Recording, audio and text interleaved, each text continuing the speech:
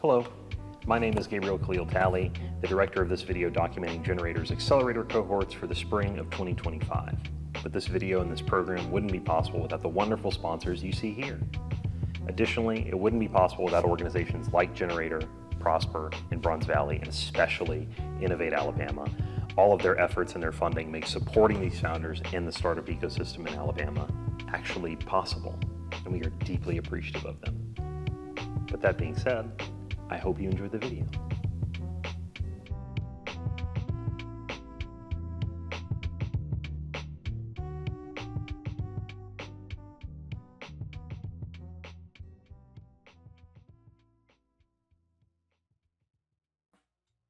People tend to forget that Birmingham is, in essence, a startup. You could have argued that it was once the Silicon Valley of the steel industry. Currently, it's becoming a wonderful place for progress and innovation, especially in the medtech sector. The state of Alabama is in the process of pushing itself forward, taking on new projects that foster boundless amounts of creativity. 3 organizations, Prosper, Bronze Valley, and the Accelerator Gener8tor, are taking up that mission by helping startup founders at their earliest stages, bringing them into Alabama from across the planet.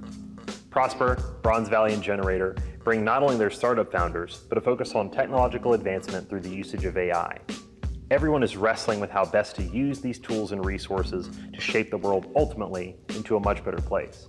And to that end, so are we. Hey Gabriel, I can help in thoroughly researching the companies and their surrounding markets, unpacking concepts and ideas for you if you'd like. You know, I would. This is Sunny, my AI companion, and he and I will take you through an exploration of each of these companies, showing you what makes them and Alabama so truly, truly special. We didn't settle on the term companion. I prefer compatriot. That sounds more fun. We can talk about that more after this.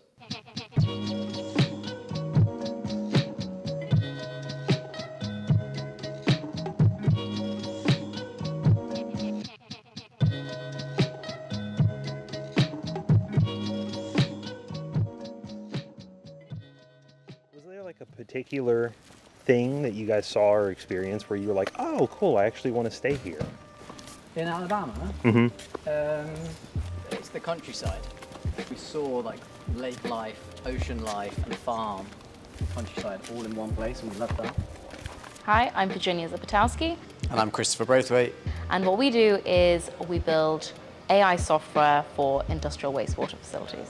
The operators who are managing and running these plants are the final line of defense between toxic wastewater and our waterways, our rivers and our lakes.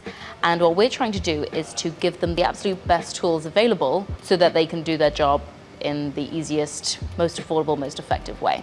And that's exactly what NIAD is doing.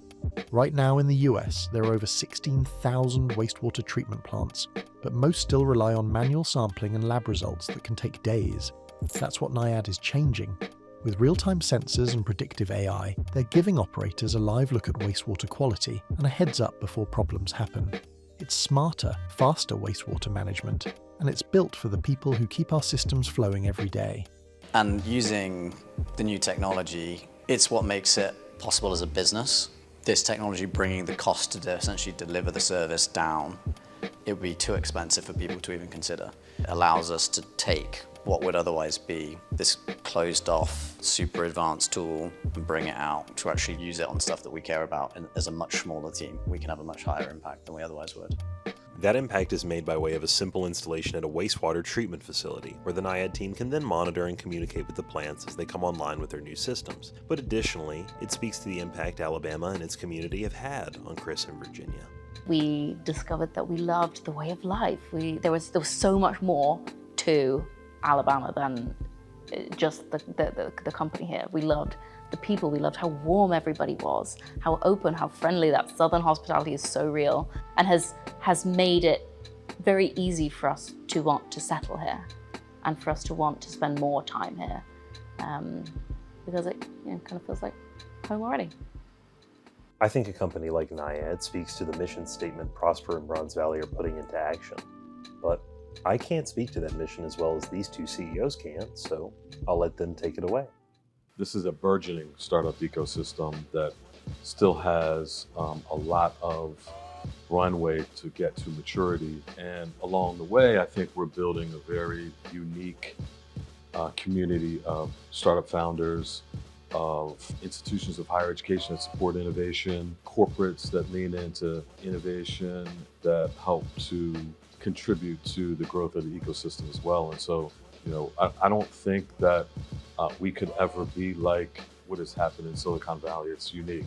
And New York City has its own characteristics, in Boston and Austin, but I do think there's room for startup ecosystems that are outside of traditional technology hubs to define their strengths, define what it is they want to do and want to be.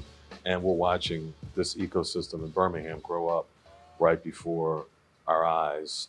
So we divide into a few categories. The first is, how do we build a functional economic development system?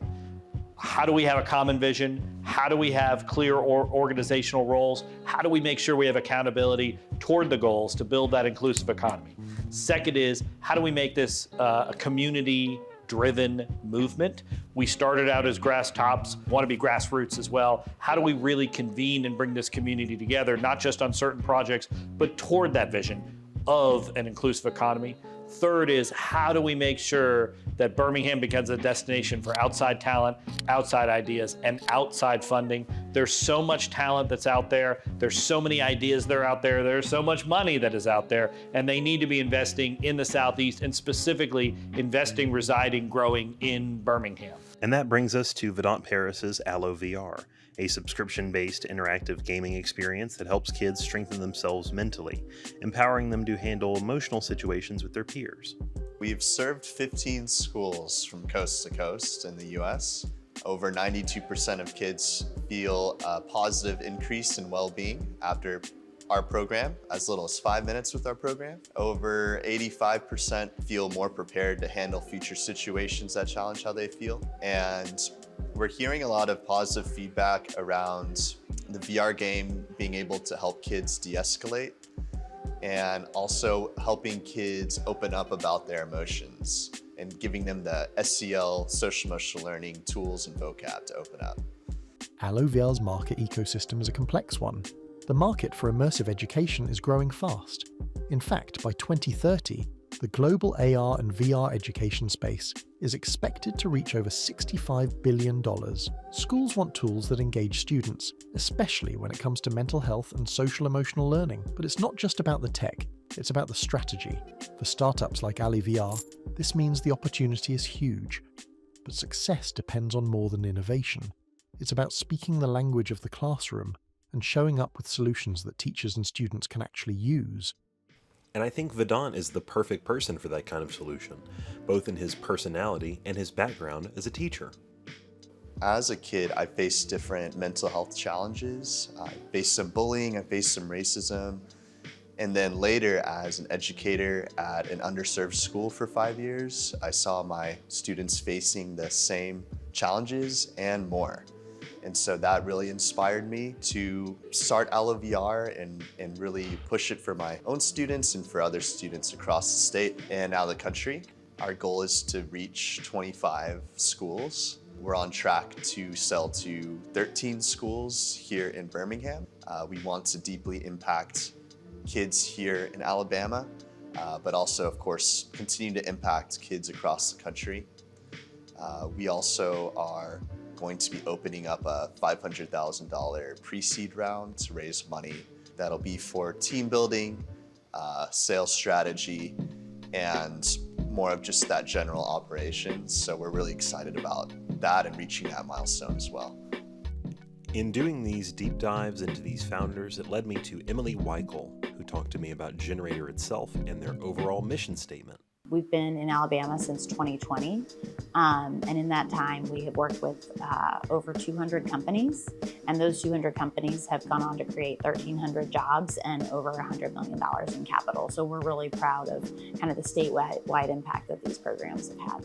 Good ideas are spread all over the country, but opportunity and investment capital is not, and so Gener8tor has always sort of had this focus on investing in places like Alabama and finding the best ideas that just need a little extra help to grow and scale. One of the primary ways they achieve that support is through programs like Innovate Alabama, headed up by CEO Cynthia Crutchfield, who spoke to me on how best to show the unique people and ideas that live inside of Alabama. So I do think those preconceived notions of what the state is and what it looks like is certainly front of mind for us. I think if we're going to be successful, we have to face that challenge, not shy away from it. I think we are uniquely Alabama, and I think that's a wonderful thing. To the idea of alignment, I think it's really critical. We are a fairly small state. So if we are going to compete on that global stage, we really all have to be moving in the right direction, in the same direction. And I think if you think about our catalyst plan that we're all working against, which sort of says these are the sectors and markets that we want to focus on, that helps gain that focus that I think we need so that we can be laser focused on what we need from the state of Alabama. And that comes across in how Innovate Alabama has already helped gener8tor. Their support helps gener8tor bring Accelerator programs to cities like Birmingham, plugging founders into funding, mentorship, and local talent. By backing efforts like these, the state is building its own innovation engine from the ground up. And that brings us to Megan Scanlon's Alley-Oop, an intuitive subscription-based service that utilizes AI to target internal sales blockages. Hi, I'm Megan Scanlon. I am the co-founder and CEO of Alley-Oop, and we're a software solution helping B2B tech teams build the best products based off of daily sales interactions. So we have 5 beta testers who are using the technology today, but that spans from machine learning and fintech to healthcare to HR tech to crypto analytics. So I'd say we're relatively industry agnostic, but the through line or the commonality is all of these companies are serving other businesses, and they're all like the Series A, Series B, even Series C space. So that's really like the inflection point that we're catching these companies where they've raised some money, they found product market fit, and they need to add like fuel to the fire in the smartest way possible. And it's when these teams have expanded that problems arise. Legal delays, product limitations, pricing that's too rigid. These challenges often go unseen until it's too late. That's where Alley-Oop comes in. It's a lightweight, Salesforce native platform that helps revenue teams flag internal blockers in under a minute. Alley-Oop uses message sentiment, keyword tracking, and deal-level trends to surface where things go wrong.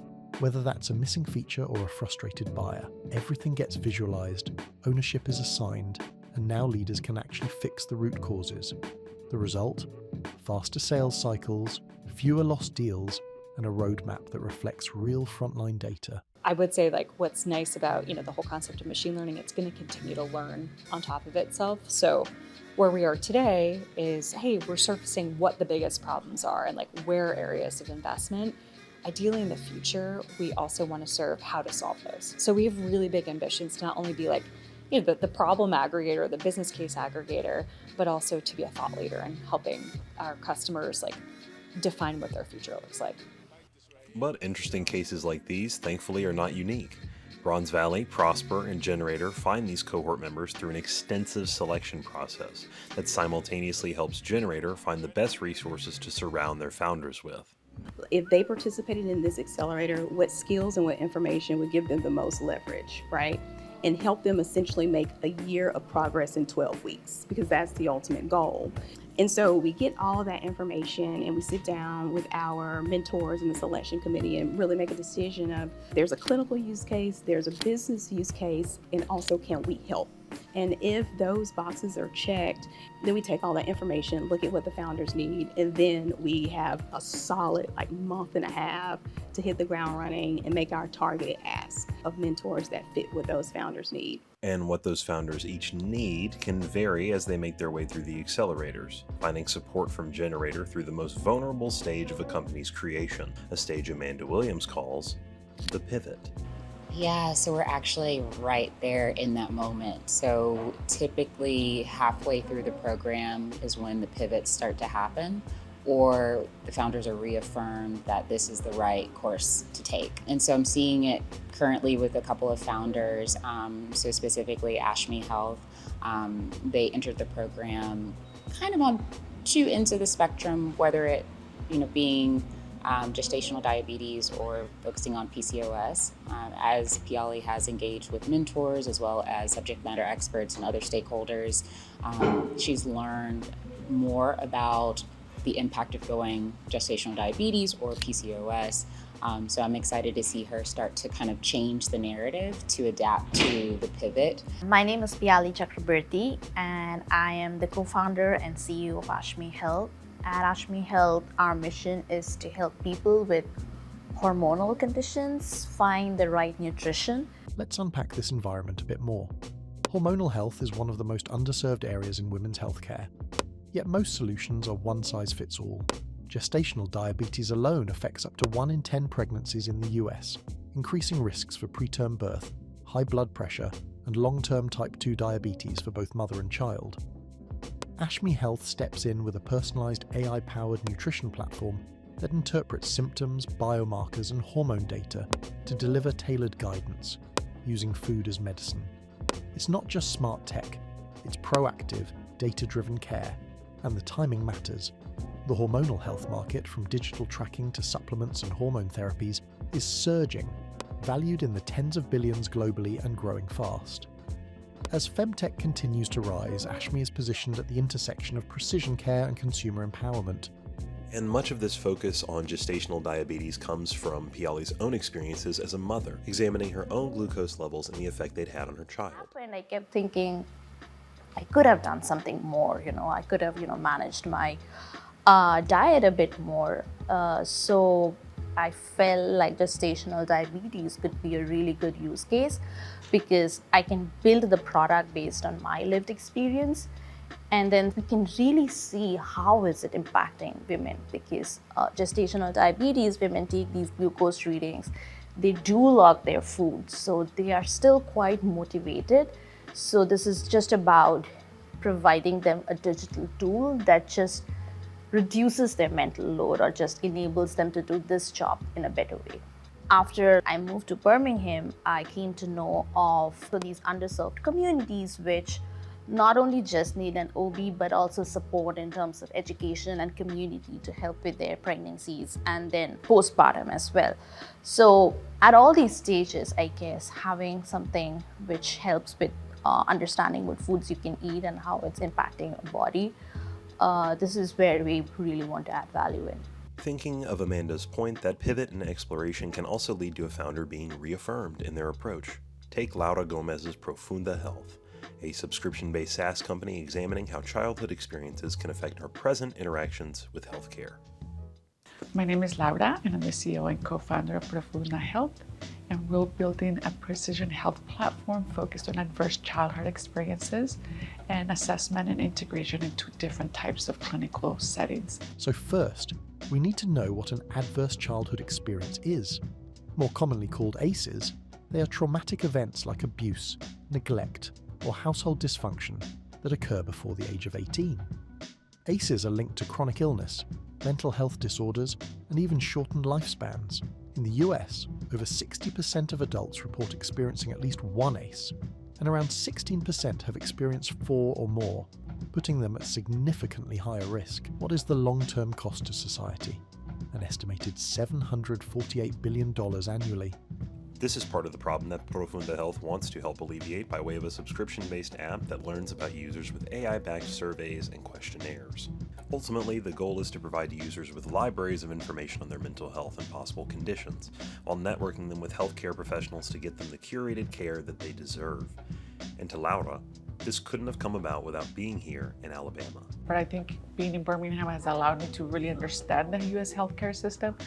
And again, I think if I hadn't come here and had those conversations, pitches, meetings, Zooms, etc., like I wouldn't have gone to the point where I'm at now, and with such clarity. And I feel like the Laura now, it has so much clarity about how I'm going to be able to take the company to the next stage. I know that Amanda and Kelly talk a lot about de-risking the investment of the startups here.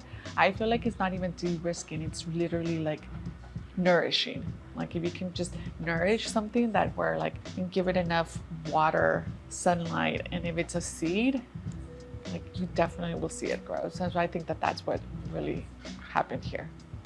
Sunny, do you remember if you've had any adverse childhood experiences? Not that I know of, but I've only come into existence just recently. A completely reasonable response that brings us to Dr. Stevens Ponholm, CEO of Feed Coyote, a freelance and networking platform with an innovative focus on collaboration and education. I mean, our goal has always been to build the biggest global community for freelancers that is fostering freelance collaboration, not just from a marketplace perspective, but from sharing resources, networking, helping each other grow, because it's not just working together, it's growing together. So in my wildest dreams, we have all the freelancers in the world on Feed Coyote learning, growing, and earning together, you know? So that community that we bring to them is so valuable to them that they want to talk about it to other people, and then that's what's driving the growth to our platform. And now we are, you know, past 100,000 of them, and we plan to get to the millions and the millions beyond that. So, and we believe we can and will get there. So I was curious to know what separates Feed Coyote from freelance platforms like Upwork or Fiverr. My deep dive revealed that Feed Coyote is actively solving key cracks in the freelancing ecosystem by combining community, collaboration, and business management in a single platform, tackling isolation, workflow fragmentation, and lack of peer support. Endorsements and rapid user growth indicate it's not just hype. It's a genuine next-gen alternative to Upwork and Fiverr, helping over 120,000 freelancers network, land clients, team up, and thrive together. And even by the time you hear of this documentary, that number of users will be outdated. The magic of Feed Coyote is this apt feedback loop it crafts for itself, where users can post jobs to improve the platform on the platform.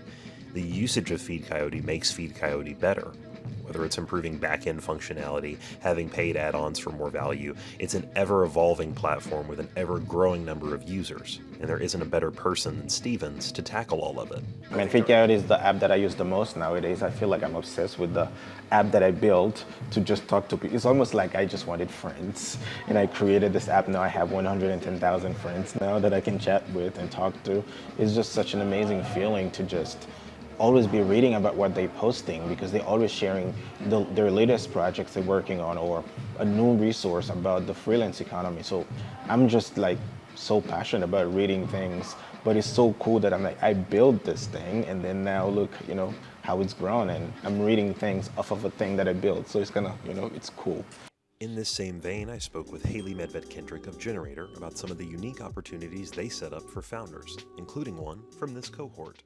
So one of our goals at Gener8tor in all of the programs we run, including with Bronze Valley and Prosper, is we want to earn the right to be the most valuable investor on the startups cap table. And so what that looks like is, yes, they're getting investment from, in this case, Bronze Valley or Prosper, but the additional support that they get from us outside of capital is where we really believe we can make a difference and outweigh just what the money alone can do.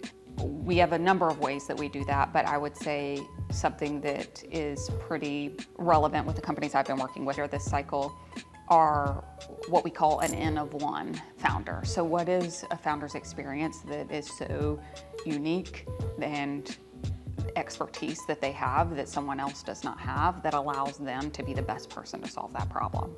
One example during this program, through an introduction we made, one of the companies, Balance AI, was able to score their first paid pilot.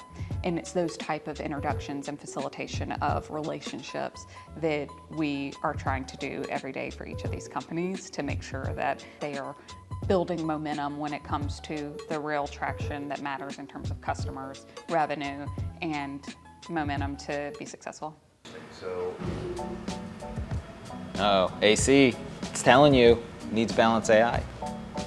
So my name is Amit Sareen. I'm CEO and co-founder of Balance AI. We are bringing intelligence into how buildings operate, starting with heat pumps, mini-split heat pumps, multi-split heat pumps in multifamily housing.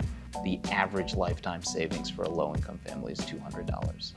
Our technology can save $450 average a year per unit, right? So if you think it's more than double lifetime savings that they save versus the current baseline. And much of Amit's background is years of experience in multifamily housing projects, working as part of the Obama administration as a housing owner himself and in the climate tech space. The desire to help the everyday person save money informs his own decision-making. But let's define what a heat pump is. Unlike a traditional HVAC system that uses separate units to heat and cool a space, a heat pump moves heat in or out of a building using electricity, making it an all-in-one, energy-efficient solution. They're especially useful in multifamily housing, where optimizing both cost and comfort is crucial. For Balance AI, they layer AI on top of these systems, enabling real-time energy balancing, predictive maintenance, and climate-adaptive adjustments, helping every unit perform smarter, not harder.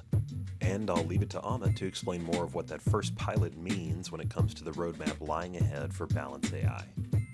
We do it in a building successfully. We demonstrate in a multifamily environment. Here's what it means to have 200 units using our technology, and here are the benefits to all of those parties, right? In terms of supply, demand for the grid, in terms of building owners and the economics, and in terms of property management. Once we do that, we start kind of pushing out. And then once we go global, because as we talked about, this is the kind of core technology around the world. It's picking up here in the States.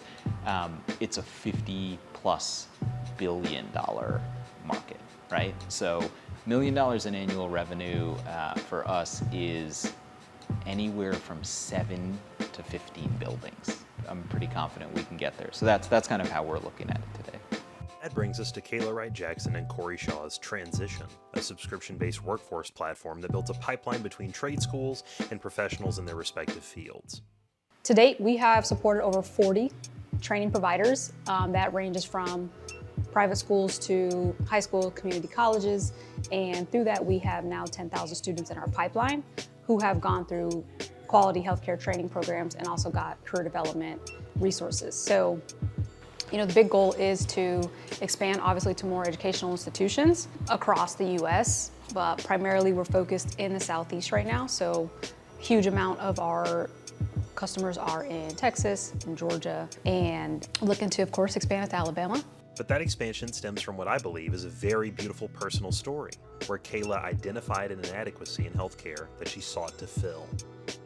I started to see these issues when it just came to limited staff in the clinics like that I would go to, right? Then I saw it from a family perspective too. My grandfather, you know, he had a hard time getting talent to his home consistently.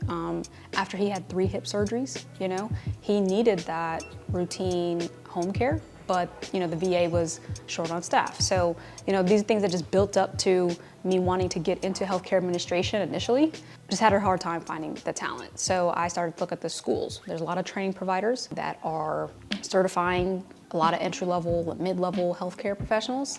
I was like, why is there not a pipeline coming out of these schools, right? It's kind of like a hidden gem, almost. A talent pool that nobody talks about. Let's expand on Kayla's point about that talent pool. Market saturation is a real issue. When too many students graduate at once, especially in the same field and region, local employers can't keep up. That leaves new grads competing against one another for limited roles, and without built-in apprenticeship pipelines or guaranteed placements, many are left in limbo, qualified, but jobless. You know, I think we're building something that every time you talk about it, they're like, why doesn't this exist, right? And so being on the other end of it is like, hey, I'm making this a reality is so much fun. And, you know, I just want to, you know, when you leave the earth, the only thing you really want to do is like have an impact on somebody or multiple somebodies. I couldn't have asked for anything better. So I'm very proud of what we've done and where we're going. And that brings us to our final company, Clio Education from Piper Latham, a Birmingham native with a subscription-based platform that helps healthcare students practice and get comfortable with X-rays before they see them in genuine clinical settings. My name is Piper, and I'm the founder and CEO of Clio Education, and I'm also a physician assistant. Clio is a company that I founded while I was still a student in PA school to meet a need that I noticed in my own healthcare education. Right now, there's really no place for healthcare students to practice their diagnostic skills outside of the clinical setting, specifically for X-ray interpretation. Right now, it's taking students, even once they've become PAs, they're years into their career before they're really comfortable with this skill. And so I created a platform where students can go and practice in a low-stakes environment so they're ready when it comes time to deal with real patients. Students can use Clio to break down and annotate X-rays as they would in a clinical setting before comparing their findings to those of an approved radiologist. Additionally, Piper has broken this down into several access models for payment, allowing students to purchase the product individually or allowing schools to purchase in bulk for classrooms. And from what I've heard, she's got a good bit of interest already. We have 2 paid pilots scheduled with UAB's PA program and potentially South Alabama's PA program as well.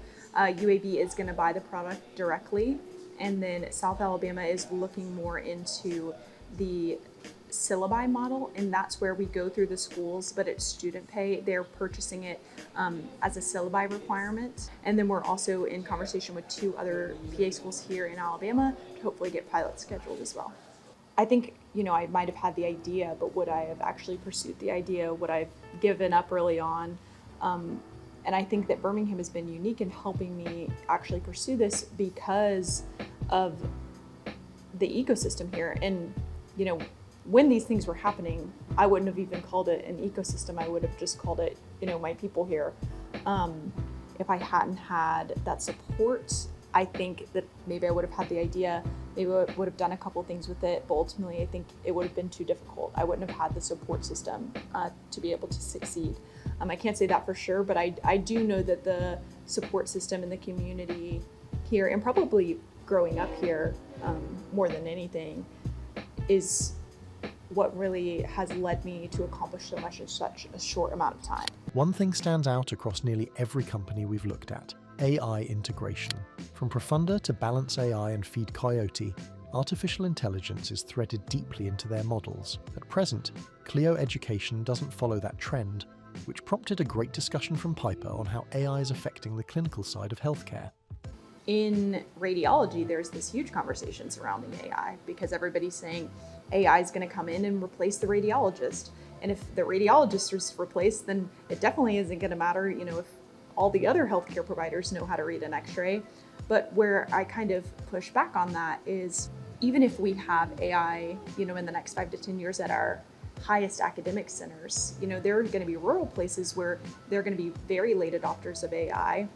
And then in addition to that, because there is going to be there's going to be a time where the internet doesn't turn on, or when that robot isn't working.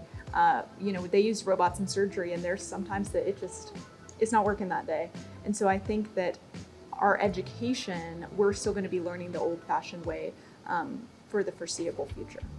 In totality, I think Piper's company makes a more transcendent point. It speaks to the creativity necessary to make these startups happen, to make change happen. And as technology advances at such a blinding pace, it makes creative and curious people more necessary and more important. It's a combination of our tools, creativity, and intent that make unique environments like the one growing in Birmingham come about. The environment crafts people that you want to root for. I loved watching Kayla and Amit become friends. I watched Stevens get emotional as he was made a potential finalist for a large grant. I learned from Piali about motherhood and empathy, and I watched someone from my own hometown like Piper gain more recognition and create a successful business. These are all little snapshots, they're moments in time, but they wouldn't have happened the same way in another state, and they wouldn't have happened the same way without Bronze Valley, Prosper, and Generator. It's beautiful to see an opportunity like this. It's not the technology, it's what you do with it. I say all this to say, I implore you. When it comes to the creative people in Birmingham, Alabama, don't overlook them. Don't miss out on something really, really special.